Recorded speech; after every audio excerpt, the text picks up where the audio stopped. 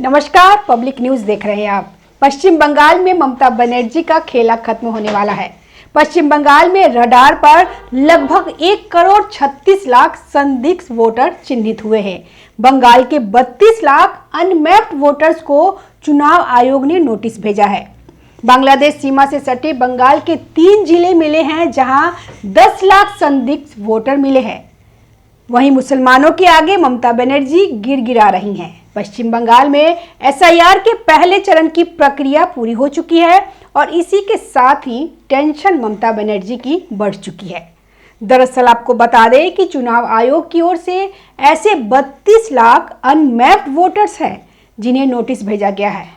इतना ही नहीं, पश्चिम बंगाल में टोटल 1,36,00,000 संदिग्ध वोटर बताए जा रहे हैं जो कि चुनाव आयोग की रडार पर है और ऐसे में इनकी बकायदा वेरिफिकेशन किया जाएगा कि आखिर इनके नाम सही है या नहीं है।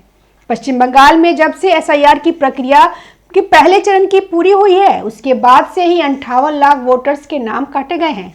ऐसे में 1,36,00,000 वोटर ऐसे हैं जो कि संदिग्ध है, यानी कि इसको लेकर के भी फिलहाल चुनाव आयोग जो है वह जांच पड़ताल कर रही है। इसी बीच पश्चिम बंगाल की मुख्यमंत्री ममता बनर्जी का बड़ा बयान सामने आया, जहां पे उन्होंने कहा कि मैं अल्पसंख्यकों से कहती हूं कि कृपया एकजुट हो जाए। यह फैसला आप पर है। बीजेपी अपने पैसे की ताकत से आपको बांटने की कोशिश कर रही है। बीजेपी बंगाल के मुसलमानों के बीच फूट डालने की कोशिश कर रही है। हम बंगाल के बाद बीजेपी से दिल्ली भी छीन लेंगे। तो वही जिस तरीके से ममता बनर्जी यह बड़ा बयान दे रही है, तो चुनाव आयोग भी लगातार एसआईआर के पहले चरण की प्रक्रिया पूरी होने के बाद से ही अपने कमर कसा हुआ है और संदिग्ध वोटर का वेरिफिकेशन किया जा रहा है।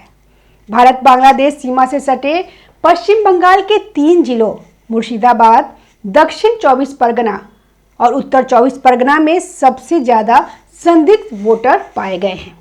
स्पेशल इंटेंसिव रिवीजन यानी कि एसआईआर के दौरान वंश मैपिंग में उनकी फैमिली ट्री डाटा में अजीब बात सामने आई है, जिसके बाद उनके संदिग्ध होने का पता चला है।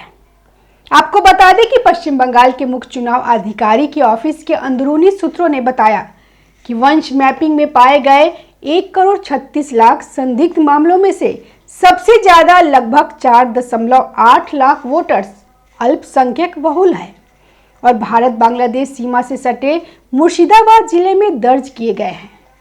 इसके बाद दूसरा नंबर दक्षिण 24 परगना जिले का है जो भारत बांग्लादेश सीमा से सटा हुआ है, जहां ऐसे संदिग्ध मामलों की संख्या लगभग 3.78 लाख दर्ज की गई है।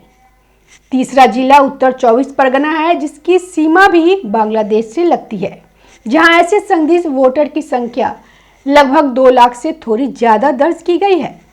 आपको बता दें कि वंश मैपिंग वाले वोटर वो हैं जिनके नाम 2002 की वोटर लिस्ट में नहीं थे, लेकिन उनके माता पिता के नाम थे। तब पश्चिम बंगाल में आखिरी बार एसआईआर हुआ था। चुनाव आयोग ऑफिस के सूत्रों ने बताया कि वंश मैपिंग के दौरान एक खास टेक्नोलॉजी का इस्तेमाल करते समय अजीब फैमिली ट्री डाटा से जुड़े संदिग्ध मामले सामने आए हैं। आपको बता दें कि ऐसे संदिग्ध वोटर की एक कैटेगरी वो है जिनके नाम 2002 की लिस्ट में नहीं थे, जबकि उस समय उनकी उम्र 18 साल से ज्यादा थी। ऐसे संदिग्ध मामले की दूसरी कैटेगरी में वह वोटर शामिल है जो 15 साल या उससे कम उम्र में पिता बन गए हैं। इसके बाद 40 साल या उससे कम उम्र में वे दादा बन गए। दिलचस्प बात यह है कि इन वोटर के माता पिता के नाम भी एक जैसे हैं।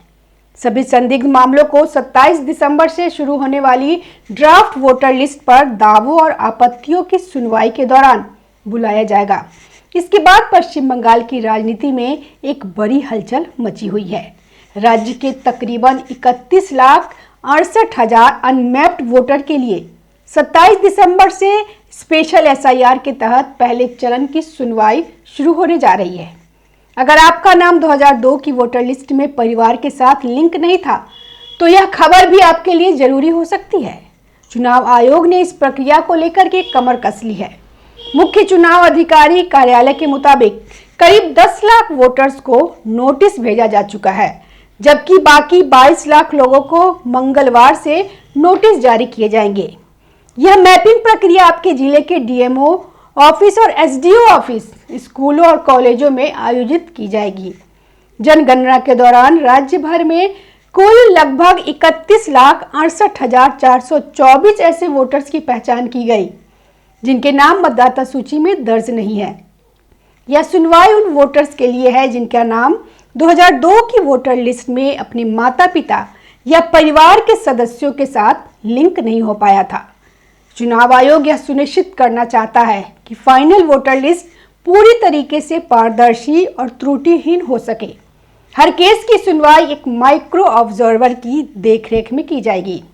जानकारी के मुताबिक इस काम के लिए कुल 4,000 माइक्रो ऑब्जर्वर को 24 दिसंबर को कोलकाता में ट्रेनिंग दी जाएगी, जिनका काम 2 चरणों में पूरा होगा। चुनाव आयोग ने स्पष्ट किया है कि माइक्रो ऑब्जर्वर राज्य के अधिकारी है।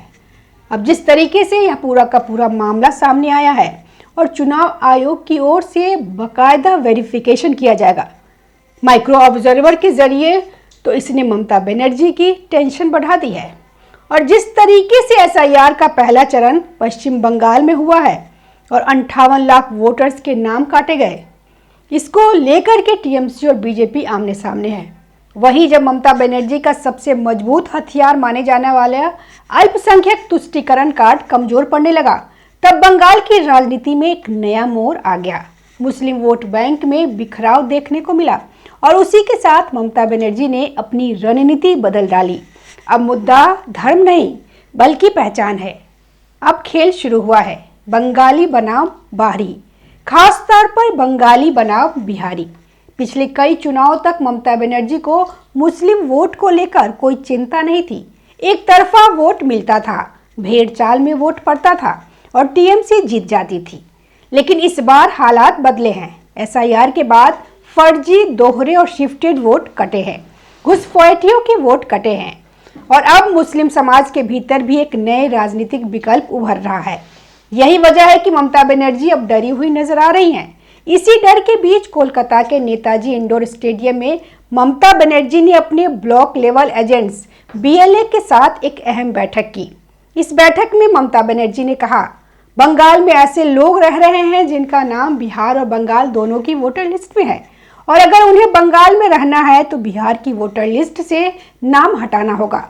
यहीं से साफ हो गया कि अब निशाने पे कौन है। सबसे बड़ा सवाल यही है कि जिन घुसपैठियों के नाम भारत और बांग्लादेश दोनों की वोटर लिस्ट में होने के आरोप है, उन पे ममता बनर्जी चुप क्यों है। लेकिन जिन बिहारी और हिंदी भाषी लोगों के खिलाफ कोई ठोस आंकड़ा नहीं, उन्हें शक के घेरे में क्यों डाला जा रहा है। इससे साफ होता है कि यह प्रशासनिक नहीं बल्कि राजनीतिक एजेंडा है। यही बिहारी लोग कुछ समय पहले तक ममता बनर्जी के लिए बेहद जरूरी थे। इन्हीं वोटों को साधने के लिए शत्रुघ्न सिन्हा सांसद बनाए गए, यशवंत सिन्हा को पार्टी का बड़ा पद दिया गया। तब बिहारी होना समस्या नहीं था, तब हिंदी भाषी होना गुनाह नहीं था। लेकिन आज वही लोग ममता बनर्जी को बोझ लगने लगे। असल डर की जड़ बिहार चुनाव के नतीजे हैं। बिहार में बीजेपी और एनडीए की जीत के बाद ममता बनर्जी को यह डर सताने लगा कि बंगाल में रहने वाले बिहारी वोटर भी बीजेपी की तरफ झुक सकते हैं और अगर ऐसा हुआ तो बंगाल में सत्ता खतरे में पड़ सकती है। इसी डर के चलते अब बीएलए और कार्यकर्ताओं को इशारा दे दिया गया है, हिंदी भाषी इलाकों पर नजर रखो, डर का माहौल बनाओ, हंगामा खड़ा करो ताकि चुनाव के समय ये वोटर या तो घर से बाहर निकले ही नहीं या इलाके से ही गायब हो जाए। दूसरी तरफ ममता बनर्जी फिर से मुस्लिमों को एकजुट करने की कोशिश कर रही हैं। बीएलए मीटिंग में कहा गया, अगर बीजेपी को हराना है तो अल्पसंख्यकों को एकजुट होना होगा। यह बयान खुद बताता है कि मुस्लिम वोट अब एक मुश्त टीएमसी के साथ नहीं है। अब ममता बनर्जी चुनाव आयोग पर सवाल उठा रही हैं। ऑब्जर्वरों को लेकर भ्रम फैलाया जा रहा है, भाषा को मुद्दा बनाया जा रहा है ताकि जनता को यह लगे कि उनके साथ अन्याय हो रहा है। लेकिन इस बार हालात अलग है। केंद्रीय सुरक्षा बल तैनात है, चुनाव आयोग सख्त है, गृह मंत्रालय की नजर बनी हुई है। पहचान की राजनीति, डर की राजनीति और बांटने की राजनीति इस बार शायद काम ना आए। बंगाल में बीजेपी एक बड़ी चुनौती बनकर उभर रही है और आने वाला चुनाव तय करेगा सत्ता बची रहेगी या राजनीति बदलेगी। नमस्कार, हमारे वीडियो को लाइक कीजिए, शेयर कीजिए और चैनल को सब्सक्राइब कीजिए। ताज़ा खबरों से जुड़े रहने के लिए हमारे चैनल को सब्सक्राइब करें और बेल आइकन को दबाना ना भूलें ताकि हर खबर की नोटिफिकेशन आपको मिलती रहे।